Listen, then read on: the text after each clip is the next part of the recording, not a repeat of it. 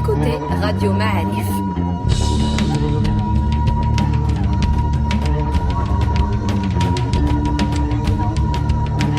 Le podcast Histoire.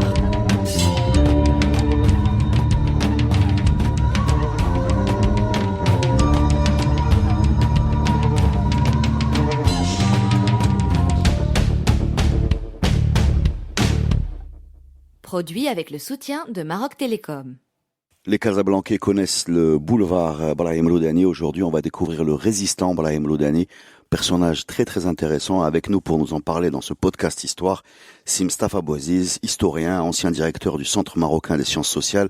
Si Mstafa, bienvenue à vous dans le podcast de Radio Ma'arif. On est très content d'être avec vous aujourd'hui. Merci Reda de l'invitation. Alors, dites-nous, qui était Brahim Loudani? On va commencer par sa naissance, sa jeunesse, apparemment du côté de Taloudant. Il serait né en 1907, c'est bien ça? Qu'est-ce qu'on sait sur sa jeunesse? Pas grand-chose. Bon, Brahim Loudani, donc il vient de la région de Taloudant. C'est un souci, oui, ou au moins de la mouvance souci. Il est venu, comme beaucoup d'autres soucis, à la recherche de son pain quotidien. Donc, il est venu à Casablanca, comme d'autres. Il a travaillé comme vendeur ambulant, en changeant beaucoup des métiers, tout en étant dans la rue, etc. Mais il est arrivé comme d'autres. C'est une épopée comme d'autres à rassembler un peu d'argent, à se stabiliser, à avoir une petite boutique, à travailler avec sa première femme à l'époque, et puis donc à faire son chemin petit à petit dans le monde des affaires. Des petites affaires, puis vers les moyennes affaires. Alors, on a dans sa biographie personnelle un trou des années 30. Où il serait allé en France? Il serait, on n'est pas sûr. Il y a certains qui ont écrit un peu sur sa vie qui disent oui, il était en France, il a même participé à certains combats de la CGT. Et c'est là-bas où il a eu sa culture syndicale, mais ce n'est pas prouvé. Donc, ses contemporains, les gens de sa famille qui étaient proches de cette période-là parce que première femme est décédée, n'ont pas en mémoire cela et sont morts pour la plupart. Et les archives, qui devraient être notre guide, les archives françaises, ne sont pas ouvertes pour les personnes physiques. D'accord. Donc, pour leur biographie, ils ne seront publics qu'en 2052. D'accord, donc on va entendre un petit peu, j'espère qu'on sera toujours là pour commenter. Pour le moment, vous nous décrivez le parcours classique de quelqu'un qui arrive à Casablanca, qui commence, je cite, par faire des petits commerces de rue, de la vente de saucisses, voilà, etc. Mais en fait, on va très vite comprendre qu'on a affaire à un personnage dont le charisme et l'impact sur son environnement, la société autour de lui, en font vraiment quelqu'un de spécial. Est-ce que vous pouvez nous décrire l'influence politique de ce Brahim Loudani sur son entourage? Oui, donc le Brahim Loudani qui est connu, c'est le Brahim Loudani des années 40.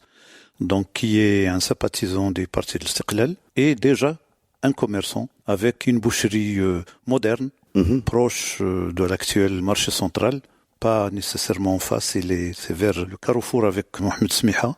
Donc il avait donc une grande boucherie là-bas, une belle bâtisse avec des caves importantes où il stockait des choses. Et c'est quelqu'un qui avait donc une maison dans l'autre Médina, du côté des Habous. Et il accueillait, c'était une maison ouverte à tout le monde. Il y avait donc des gens qui assistaient là-dedans. Aussi bien des gens de la politique que des artistes, c'est bien ça? Oui, et même des fois des Français. Parce qu'il avait de relations d'amitié avec des Français à travers sa boucherie. Il faisait de temps en temps les cadeaux de ce qu'ils appelaient à l'époque le retour de la maison. Et ça créait des liens. Et c'est avéré qu'il avait des liens même avec des inspecteurs de police françaises qui va servir la résistance bien après. D'accord. Donc dans les années 40, on est devant un commerçant accompli, quelqu'un qui est installé dans sa maison de Derb Lehoudi, c'est bien ça? C'est ça, du côté de Derb Sultan. Oui. Voilà. Qui a un salon ouvert à tout le monde, qui a des relations avec tout le monde, qui est, je sais pas si ce petit surnom date de cette époque-là, surnommé le Petit Père, c'est bien ça? Ça n'a pas commencé à cette période-là, c'est durant les années 50. D'accord. Que ça va prendre ça. Mais là déjà, il a un pied dans l'industrie. La première usine de Javel, du côté de la région actuelle, la région de Garajellal, c'est lui qui l'a créée. Il avait donc une petite usine de Javel. Il distribuait le Javel comme on distribuait l'huile, c'est-à-dire dans des citernes, sur des charrettes, tirées par des chevaux, avec une pompe. Et on vendait donc le Javel comme on vendait l'huile, à la mesurette. D'accord. Chacun suivant son. Il n'y avait pas de packaging. Non. Et déjà là, dans cette usine-là, il y avait ces différentes activités. C'est-à-dire l'activité industrielle de production et de vente, et bien sûr aussi lieu de rencontre, lieu de socialisation, de toute cette mouvance qu'on peut appeler d'une manière générale la mouvance nationaliste.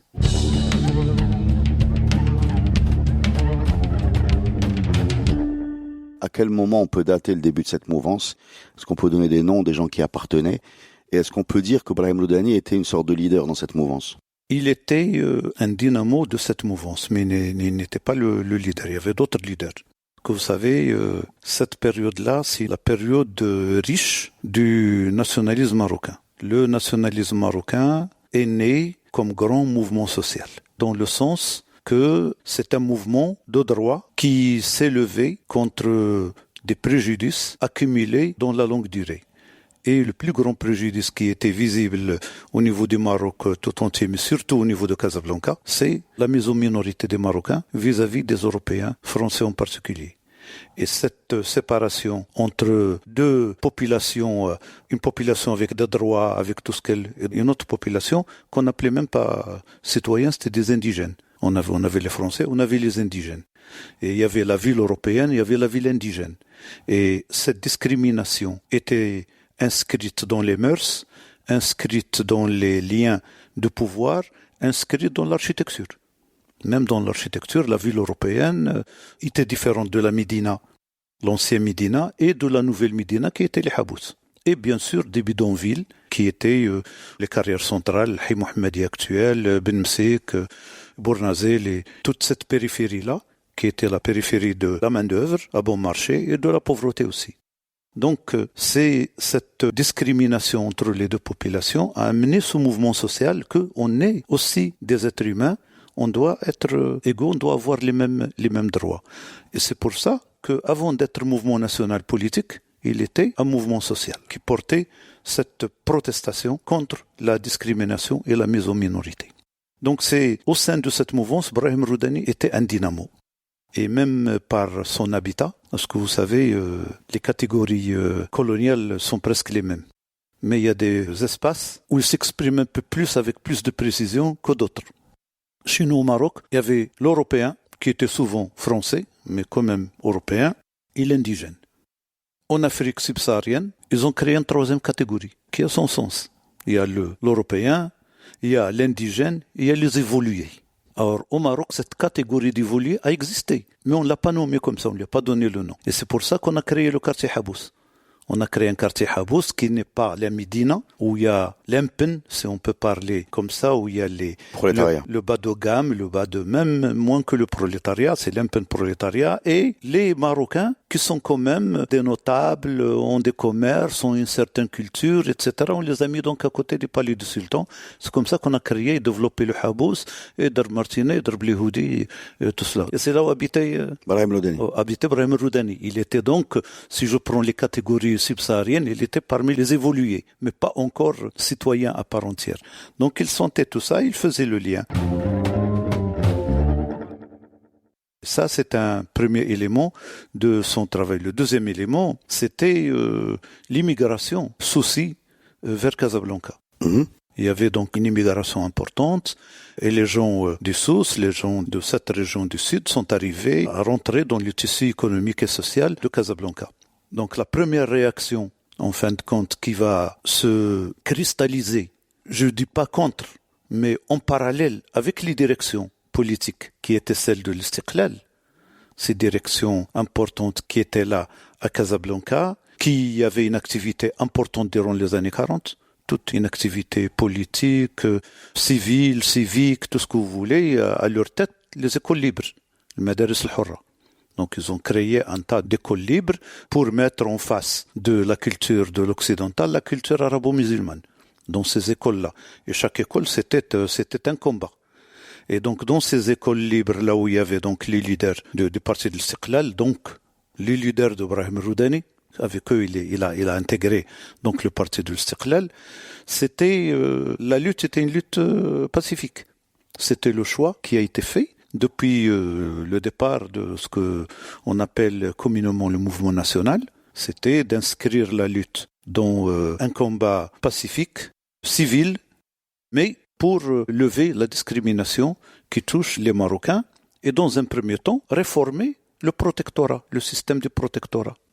Ces écoles donc orientées culturellement vers pour faire front face à l'école française, qui les finance? C'était des mécènes. Il y avait des collectes qui ont été faites chez des mécènes marocains. Des fois, il y avait quelques fonds qui venaient du nord du Maroc et des fois, il y a des fonds qui venaient d'Égypte aussi. Mais c'était des mécènes marocains qui ramassaient tout cet argent, etc. et qui créaient des écoles. C'était de l'entraide. Il y avait du nationalisme et des religieux qui s'impénétraient dans tout ça, mais quand même avec une bonne coloration nationale.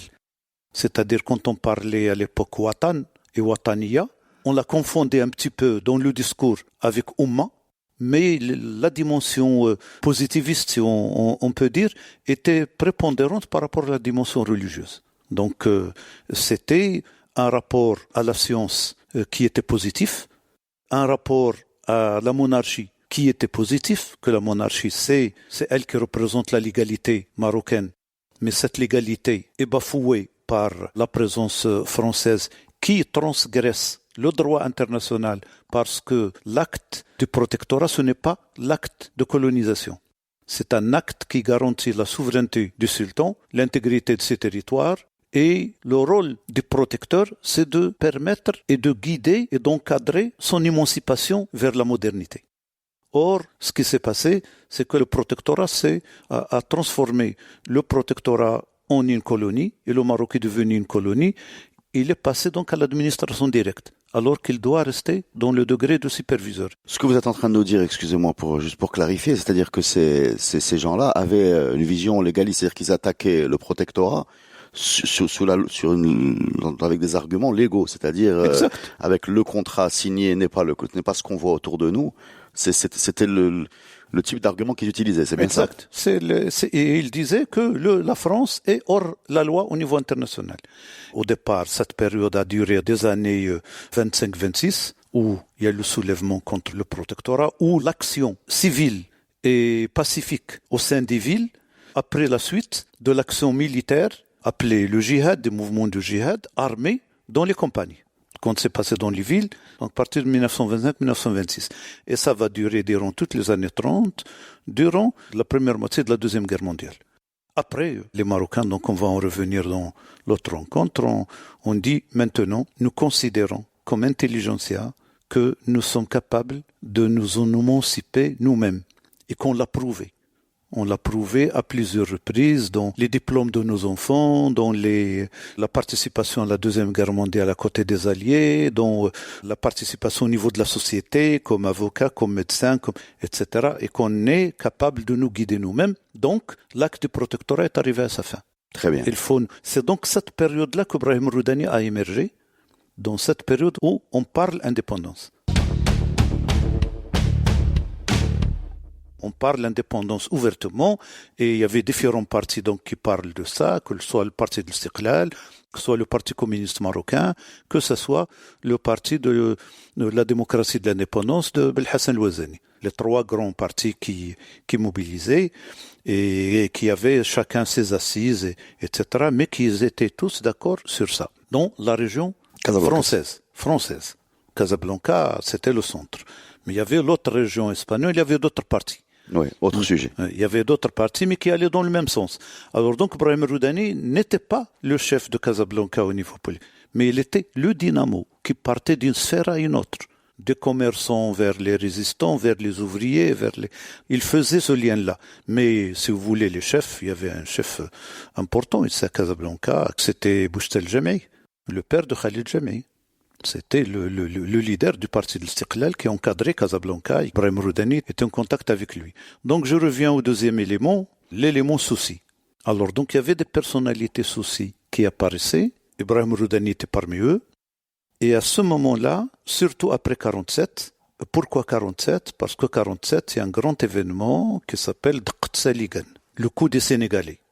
Alors Dqt Saligan, c'est un massacre les tirailleurs sénégalais qui étaient parqués ici à Casablanca dans la caserne vers la caserne Ahmed Sebbar. Maintenant, c'est Derb el Kabir, c'est au sein de Derb el Kabir. Et que ces Sénégalais, on les appelait les Sénégalais alors qu'en réalité c'est des subsahariens. Il y a des Sénégalais, il y a des Maliens, il y a des Nigériens, etc. Mais bon, on faisait court et on disait les Sénégalais ont massacré des populations le 7 avril 47 à Derb el Kabir et à Ben Msik. Et Casablanca a été le théâtre d'événements sanglants durant 6 heures. Et la police française et l'armée française n'est pas intervenue pour arrêter ça. Au contraire, quand vous dites des Sénégalais, c'est l'armée française. Oui, mais c'est-à-dire les Français et les chefs français de ça ont laissé les Sénégalais prendre les armes s'ils les ont pas poussés à ça. Qu'est-ce qui motive ce massacre? C'est des petits faits au départ, mais la tension existait avant. Elle a été alimentée, cette tension, entre les Marocains et ceux qui représentent l'autorité. Donc la police, l'armée et les Sénégalais étaient parmi eux. Et vous savez, ça c'est une technique coloniale. Quand on incorpore dans l'armée coloniale, entre guillemets, des indigènes, ouais, on les emmène dans d'autres pays pour mater d'autres indigènes. Donc les Marocains étaient en Indochine. Donc, et là c'était des Sénégalais qui étaient là. Et bon, donc c'est un peu comme ça. Et on crée déjà cette tension plus ou moins raciale, oui, qui est là, mais on l'utilise pour le colonialisme. Alors donc, il y avait une tension. Cette tension était créée par un événement politique en préparation. Cet événement politique, c'était le voyage du sultan, on ne l'appelait pas encore roi, du sultan Sidi Mohamed Ben Youssef vers Tanger. Et ce voyage avait une portée politique importante. Le sultan allait traverser la zone espagnole et atterrir sur la zone internationale de Tanger. Et affirmer par ce voyage où il y avait des arrêts le salut massif des populations marocaines pour affirmer premièrement que c'est lui la légitimité dans tous ces territoires-là. C'est la première chose. Deuxièmement, l'unité du pays, malgré la séparation en trois zones. Et bien sûr, en allant à Tanger, il va faire un discours vis-à-vis des représentants des nations.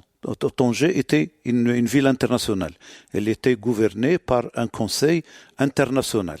Donc, devant ces représentants des nations, il va faire un discours.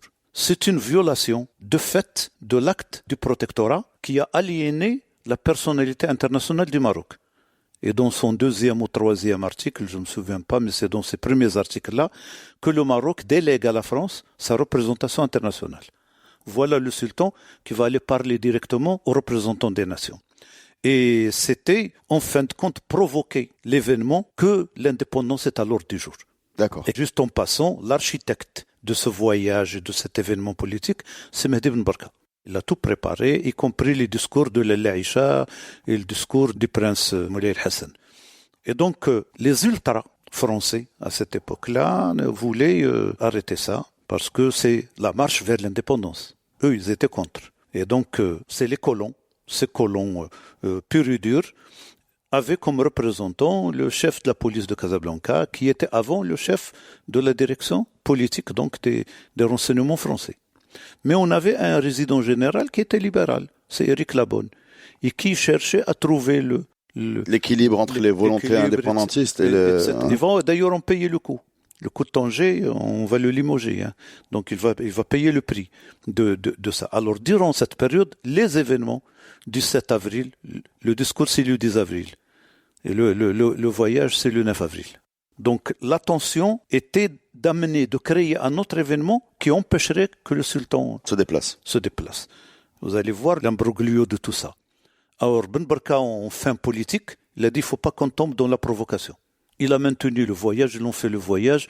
Il y avait une petite protestation dans le journal L'Alam à l'époque sur le massacre de Casablanca, ce qui était, et puis une pièce de théâtre un peu évoquant tout ça. Mais pour ne pas faire l'ombre à l'événement politique. Mais pour les populations de Casablanca, c'est un grand événement. C'est un grand événement. C'est à ce moment-là où l'idée de résistance naissait. Si ça devient hadra, parole, alors que là on nous tue, il faut qu'on le tue. On passe à autre chose. Oui.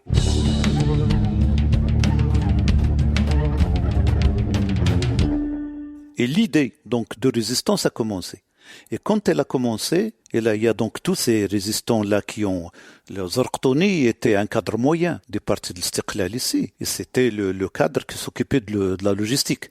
Quand il y a une fête, quand il y a un meeting, il préparait les tribunes, il préparait les drapeaux, il préparait les mots d'ordre, etc. Il était un gars de la logistique qui était là. Et c'était un menuisier. C'était un menuisier de départ.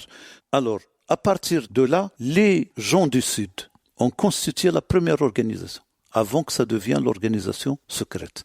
La première organisation, c'était la Ligue des gens du Sud. Et dans cette Ligue des gens du Sud, Rabitat el-Janoub, déjà, ils commençaient à préparer la résistance armée. Et donc, dans ce noyau, dans ce premier noyau-là, il y avait Roudani, il y avait le Madani al-Awar, il y avait Safiuddin, il y avait Safiuddin qui s'appelait Hassan al-Araj. Et c'est, le lien commun, c'est des soucis, hein. Donc, ils étaient là. Et la première contradiction commence à apparaître entre ceux qui étaient pour la lutte armée, préparer la lutte armée de la résistance, et ceux qui disaient on continue le combat pacifique, légaliste, civil, etc. Et c'est un déchisme avec les grandes directions de l'Istiqlal. Donc Brahim Roudani se trouve là et il essaye de surfer sur toutes ces nuances et être ami de tout le monde.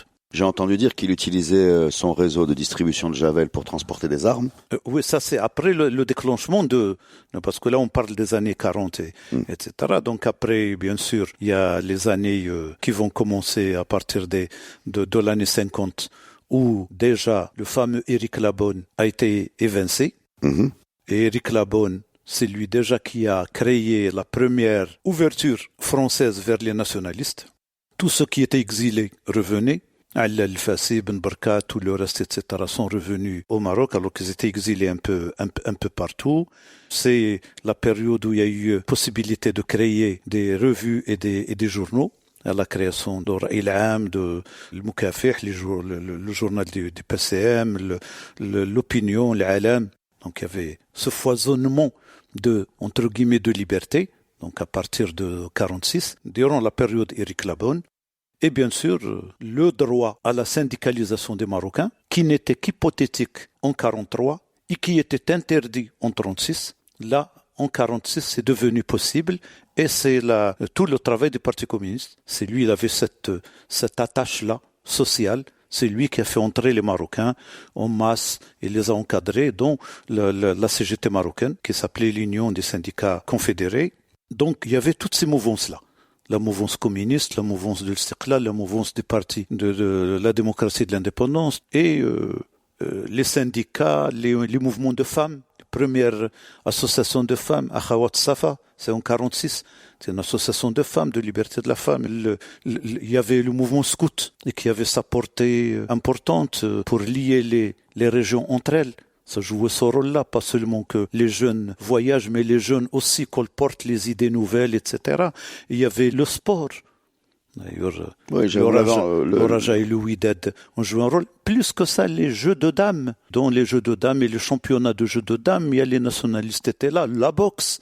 Tout avait une couleur entre protestation contre cette maison minorité. Non, on est comme vous, on peut même vous gagner, on peut même être des champions, etc. Donc ça se passait la boxe, les dames, donc c'est dans cette ambiance, une effervescence. Disons, on peut parler d'effervescence. Je cherchais le mot, oui. Dans cette effervescence-là, donc Brahim Roudani surfait. Il était dans tous les liens et il était généreux. Il facilitait donc les travaux. Bien sûr, les premières cellules de la résistance étaient des cellules préparatrices pour préparer le port d'armes et l'utilisation des armes. Et ils étaient secrètes. Et ça se faisait en parallèle avec les réunions politiques.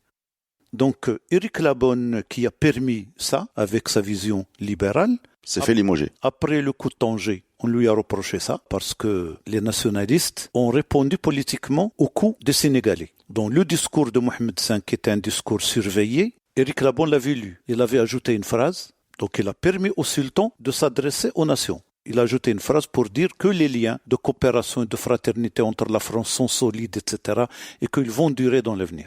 En protestation donc à ce qui s'est passé à Casablanca, Mohamed V a omis de lire cette phrase. Donc les ultras ont chargé Éric Labonne en disant qu'il a été faible. Donc, il a été faible, même qu'il a été naïf devant les nationalistes, et on l'a limogé. En mai 47, et qui vient à sa place? le général Juin, qui était quelqu'un qui a vécu la Deuxième Guerre mondiale à côté de Roosevelt et qui avait tout le rayonnement d'un grand militaire, etc., et était venu avec la mission de mater le mouvement national et de mater Mohamed V. Et donc c'est à partir de cette date-là, mai 47, jusqu'à 53, ça va être le bras de fer entre les nationalistes et les colons. Et donc le résident général était du côté des colons, parce que c'était sa force et son lobby à Paris aussi, et le sultan était allé du côté des nationalistes. Il a été sommé plusieurs fois de sortir, de se désengager du nationalisme pour que la France continue Il a refusé. On l'a traité de tous les noms, du sultan des carrières centrales, du sultan rouge. Et on était au début de la guerre froide, au début de la guerre entre les deux. Donc même le Istiqlal était traité de parti communiste. Et le sultan rouge. Et donc ce bras de fer-là, qui va donc aller crescendo vers l'exil, ça va aller vers la fermeture du champ politique. Cette fermeture avait comme date le 7 et 8 décembre 52. C'est le moment où il y avait des manifestations monstres à Casablanca, en solidarité avec le peuple tunisien et contre l'assassinat par les ultra-colonialistes français en Tunisie du grand syndicaliste Farhat Hachid. Et donc c'était un mouvement maghrébin et à Casablanca il était vraiment dense. Hay Mohammadi, les grands boulevards, Mediouna, l'actuel boulevard Mediouna actuellement, etc. Donc c'était un truc. Et Boniface, de nouveau, était là et il a massacré les Marocains. Donc Boniface, chef de police de Casablanca. Oui, c'est ça. Et l'ancien directeur des renseignements politiques de la résidence générale. Lui, il a duré. Les résidents généraux changent. Il était en opposition avec Éric Labonne, mais il était en symbiose totale avec les ultracolonialistes, avec le général Juin, quand il était arrivé. Donc, il avait encore plus de pouvoir. Donc, il a massacré les nationalistes. Premièrement, une première nuit, le 7 Hay Mohammadi. Deuxième, c'était le 8. Ils ont enterré leurs morts dans l'actuel cimetière du Chouhada. Et puis sont venus donc avec un grand cortège, en passant donc par Mediouna, le boulevard Mediouna, en venant vers le palais là de Darb Sultan. Ils voulaient aller voir le sultan pour lui dire c'est vous la légitimité. Et dans le côté là du fameux lycée Khawarizmi, il y a un pont, ça s'appelait l'école industrielle à l'époque. Il y avait un pont, dans ce pont-là il y a eu massacre. Quand vous parlez de massacre, on parle donc c'est des armes à feu. C'est des armes à feu. Voilà. Et on a une idée On a mitraillé. On a mitraillé les. On a une idée du bilan de. Au moins 200 personnes. Au moins. Les nationalistes parlent bien sûr de 3000, etc. Mais bon, c'est un peu exagéré, mais au moins 200 personnes parce qu'ils ont tiré sur la foule comme ça. Ça a été. Et du coup, le champ politique était fermé. Les revues et journaux interdits, les leaders politiques incarcérés, les syndicats dissous. Même le syndicat.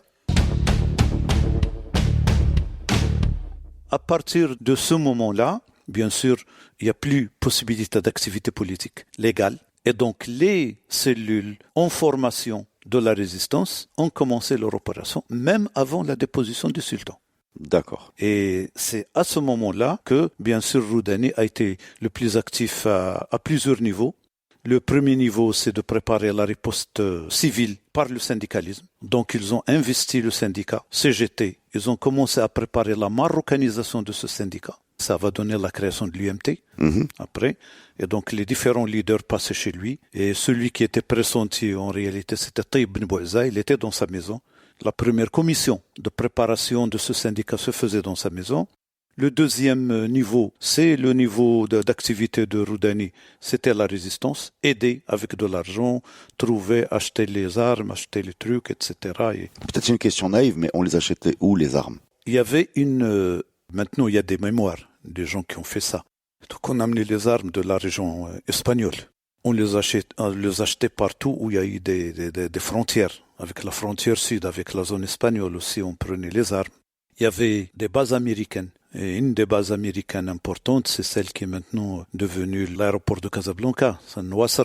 C'était une grande base américaine. Et maintenant, c'est une base marocaine. Et à côté, il y a l'aéroport, c'était une base américaine. Ils prenaient les armes chez les Américains. Les Américains avaient des positions nuancées, etc. Même Coca-Cola avait aidé. C'est-à-dire? Il avait aidé les Marocains, les nationalistes. Coca-Cola? Même Coca-Cola, oui. D'ailleurs, il a eu des problèmes avec la résidence générale. Il y avait même un procès qui a été fait au niveau de ce qu'elle doit commercer ou non, etc. Donc il y avait plusieurs trucs. Et les Marocains, bien sûr, les leaders politiques marocains, une partie était en prison, l'autre partie était en exil. Et cette partie-là a internationalisé la question marocaine. Oui. Donc ce qui fait que à chaque fois, dans les couloirs de l'ONU, dans la 4e commission, etc., il y avait un travail énorme qui se faisait. Et il y avait des pays qui aidaient le Maroc par leurs représentants. À commencer par le représentant de l'Irak. Il était éloquent et à chaque fois il parlait du Maroc. Le représentant du Pakistan. Et donc les leaders allaient là-bas durant l'Assemblée générale de l'ONU et donnaient toutes les informations à ces porte-paroles marocains qui nous aidaient. C'est du lobbying. Oui, ils faisaient du bon lobbying. Ils sont même arrivés une fois à voter une motion pour l'indépendance du Maroc et la France est intervenue après pour la changer. Et les États-Unis ont voté avec le Maroc. Il y avait toute une activité internationale importante et à l'intérieur, il y avait la résistance. Alors maintenant, concrètement, l'option armée a été validée, on peut dire ça? Il y avait 3 tendances au sein du mouvement national, de la mouvance nationaliste. Il y avait la tendance légaliste, pacifiste. Celle-là est restée jusqu'au bout. À sa tête, Haj Ahmed Balafrij. Et il le déclarait. Il y avait d'un autre côté Abdallah Ibrahim. Même on lui prêtait le radicalisme, etc. Il n'était pas pour les armes. Futur Premier ministre. Oui, il était pour les ouvriers. Lui, c'était vraiment le socialiste classique, etc. C'est pour ça qu'il va rester avec Mahjoub al-Saddeq jusqu'au bout. Il était pour l'organisation populaire, pour organiser les artisans. Il a fait un travail énorme dans la région du Sud, en organisant les artisans, en organisant les étudiants, en organisant les ouvriers. Il a fait tout un travail au sein de la société pour l'idée d'indépendance et de nationalisme. Mais il n'était pas pour les armes. Ça, c'est la première. Donc, le pacifisme. La deuxième, c'était prendre les armes. Et c'est des cadres moyens. Même le Fqih Bsri, etc., était un cadre moyen, était un étudiant. Il y avait Brahim Roudani, bien sûr, avec eux, etc., mais c'est des cadres moyens, c'est pas des cadres de... Il y avait une troisième tendance, à sa tête, Al-Fassi et d'autres leaders de premier plan, qui disaient, si on touche au sultan, là, le port d'armes devient légal. Et effectivement, quand on a touché au sultan, donc vous avez la fermeture du champ politique en décembre 52, le 20 août 53, on dépose le sultan. Donc on touche à un symbole de la légitimité marocaine. Une demi-heure après sa déposition, de Radio Caire, Al-Fassi lance son appel au soulèvement du peuple marocain et légalise le port d'armes. Et il a essayé de faire comme De Gaulle avait fait de Londres. 18 juin. Oui, il a fait le 20 août. Il y a un livre où il y a toutes ces allocutions dans Radio du Caire, Nida al-Qahira, l'appel du Caire, il est important. Donc cette troisième tendance à légaliser les armes et les opérations de résistance ont commencé.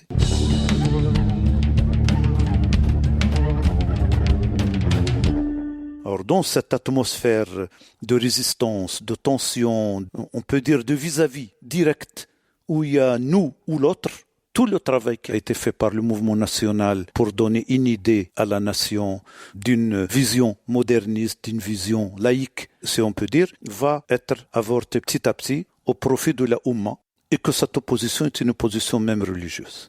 Entre le sultan Amir al-Mouminin, entre donc la lutte nationaliste qui devient le djihad, et c'est pour ça que plusieurs leaders, on les appelait le Moujahid, alors qu'avant, il n'y avait pas ce... Donc vous voyez un peu, tout ce travail-là va être cristallisé entre le Marocain musulman contre... Le colon français, le chrétien. Le colon kafir. Kafir. Le colon kafir. Mécréant. Et la résistance s'est faite là-dedans.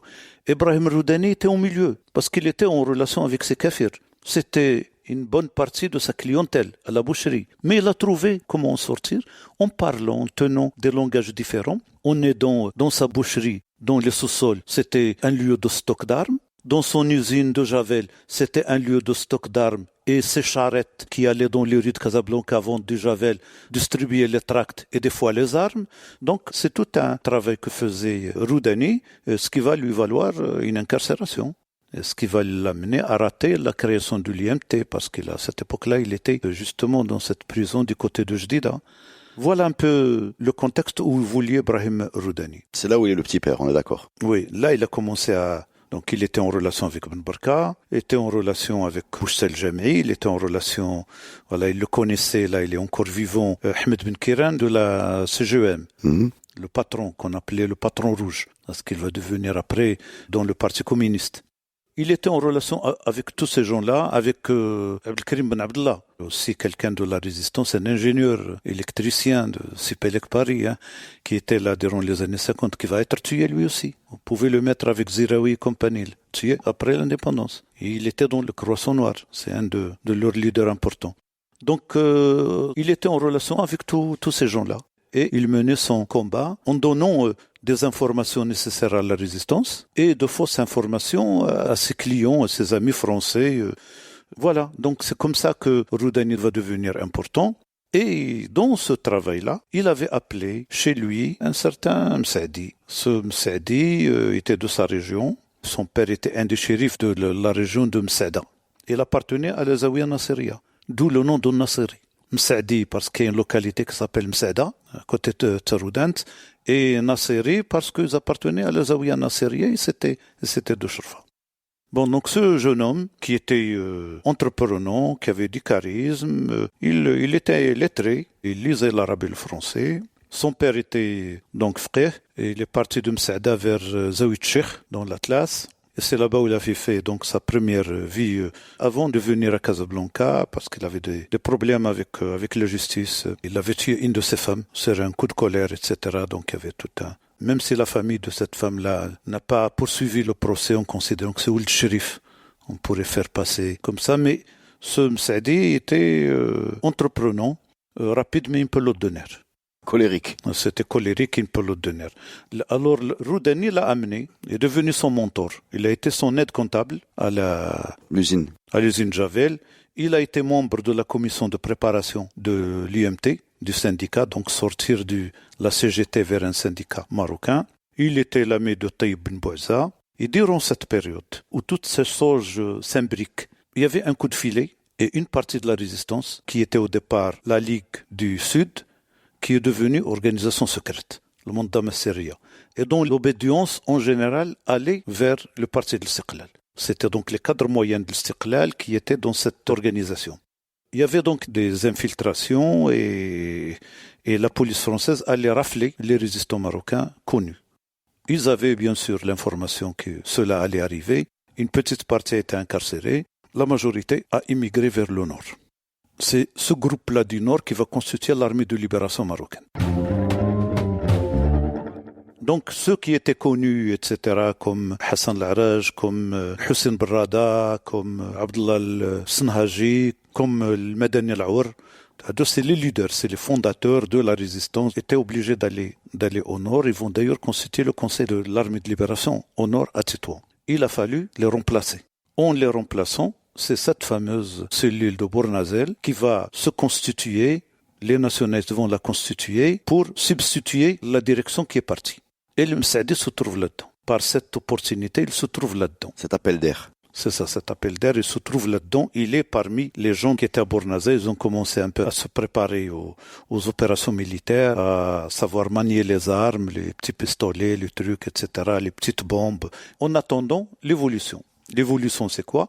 C'est de passer à un travail un peu plus large, qui est le travail de l'armée. De ne pas faire des petites opérations comme ça.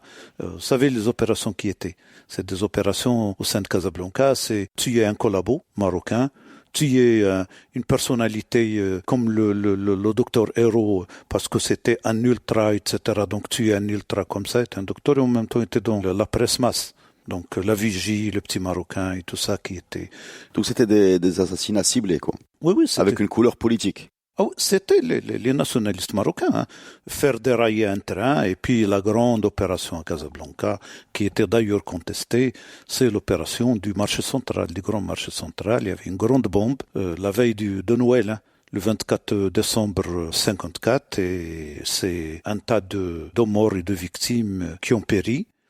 Et ça a amené que même les nationalistes, ceux qui étaient pacifistes jusqu'au bout, comme Balafrej et les gens qui étaient avec lui, les commerçants de Drb Omar, parmi eux son gendre Gilles Libnani, ont publié dans la Vigie marocaine une protestation en disant on se désolidarise de ce travail-là. Ça, c'est du terrorisme, nous, on n'est pas pour le terrorisme, etc. Donc, tout un travail et qui va créer un problème au niveau du Maroc indépendant durant 3 décennies après À chaque fois, on montrait cela du doigt.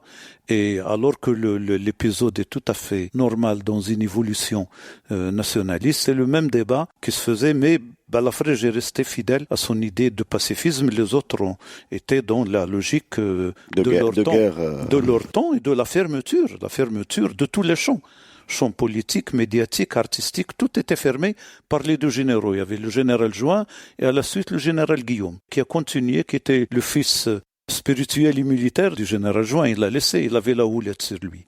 Donc, dans ces conditions d'évolution de la situation, Nasseri ou Abbas el-Msaadi commençait à prendre un peu d'importance parce qu'il était entreprenant, qu'il avait la possibilité d'organiser un peu les gens.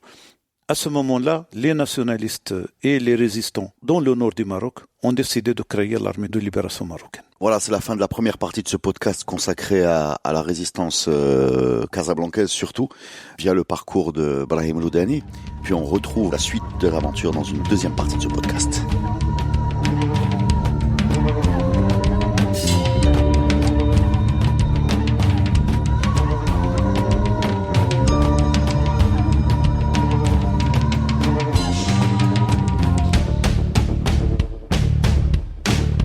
Ce podcast est produit avec le soutien de Maroc Télécom. Maroc Télécom, un monde nouveau vous appelle.